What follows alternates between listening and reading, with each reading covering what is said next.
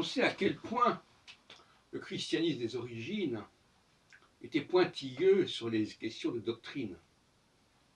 Ce qui conduisait d'ailleurs à toutes sortes d'hérésies ou de courants qui étaient considérés comme hérétiques parce qu'ils ne suivaient pas certaines lignes. Donc, il ne faut pas oublier que dans le domaine de la théologie, on est très pointilleux et on ne mélange pas tout et on ne dit pas n'importe quoi. Concernant notamment la nature de Jésus, bon, il y a toutes sortes de débats là-dessus sur lesquels je ne reviendrai pas, et d'ailleurs je ne suis pas spécialiste de ces questions. Mais enfin, l'hérésie, c'est avant tout généré par des divergences, des différends sur le plan doctrinal, plus ou moins fondés. Mais on ne s'étonnera donc pas que, en ce qui concerne mon travail théologique, je distingue un certain nombre de choses de manière très nette. Et, par exemple, quand je dis que les Israélites, les gens du Nord, n'étaient pas de la même origine que les gens du Sud, qu'ils étaient une pièce rapportée, qu'ils étaient soumis aux gens du Sud, contrairement à ce qu'on voudrait nous faire croire, à savoir qu'il n'y aurait qu'une seule catégorie de juifs. Non, il y avait les juifs de première classe et les juifs de deuxième classe. Les juifs de deuxième classe, ce sont les gens du Nord, qui se sont rebellés d'ailleurs à la mort de Salomon, parce qu'ils voulaient avoir le même statut, si en quelque sorte, que les gens d'en haut. Bon. Et cette distinction qui, généralement, n'est pas couramment acceptée, et couramment connue d'ailleurs, est fondamentale.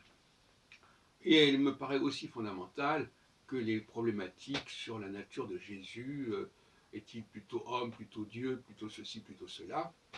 En tout cas,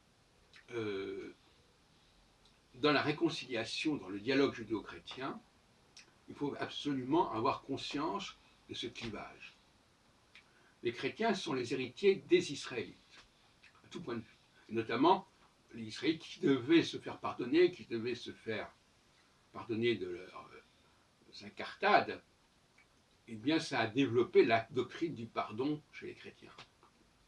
La doctrine du pardon chez les chrétiens, elle dérive de cette accusation, cette réprobation à l'encontre des Israélites. Notamment, on le voit dans Osée, chapitre 8, qui s'attaque aux gens de Samarie, aux gens d'Israël, aux gens qui adorent les idoles, etc. Et toute la question sera de les réintégrer, c'est le problème du fils prodigue à la limite, dans l'ensemble judaïque. Et Jésus semble s'être donné pour tâche, pour mission, de procéder à cela. C'est pour ça qu'il parle de « je suis venu pour les brebis perdues d'Israël ». Et certains croient que brebis perdues d'Israël, ça veut dire des Juifs qui se seraient perdus. Non, ce n'est pas les Juifs qui sont perdus. Les Juifs, eux, ils ne sont pas du tout perdus à cette époque-là. Ce sont les Israélites qui sont perdus doublement, puisque leur royaume a été détruit et n'ont pas été réintégrés, ramenés comme le seront quelques temps plus tard les Judéens, grâce au décret de Cyrus.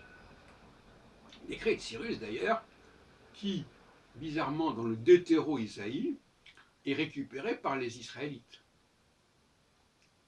C'est-à-dire qu'ils détournent le sens du décret de Cyrus, qui est attesté dans les chroniques, je ne sais pas où, ça, et dans le livre d'Isaïe, qui est une addition au livre d'Isaïe, une addition israélite, eh bien on nous présente ça comme étant le Messie, justement, le Messie, on emploie le mot Mashiach dans ce texte, je crois que c'est Isaïe 49, je ne sais plus, ou 45, le Messie c'est celui qui va ramener les tribus d'Israël, qui va les rassembler, et qui, d'une certaine manière, va obtenir leur pardon, et qui va les réconcilier avec les Judéens.